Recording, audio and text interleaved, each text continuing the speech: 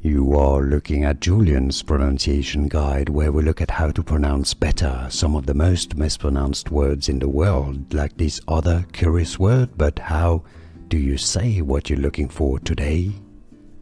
Let's learn how to pronounce this name. This is an Italian fashion house in particular, so a brand name, a retail company as well. So we need to learn the Italian pronunciation, and if you want to learn more luxury brands that are confusing, make sure to stay tuned. The Italian pronunciation is as Kiton, Kiton, okay? So it's not Kiton, but rather in English, you want to pronounce it as Kiton, Kiton rather than Kiton.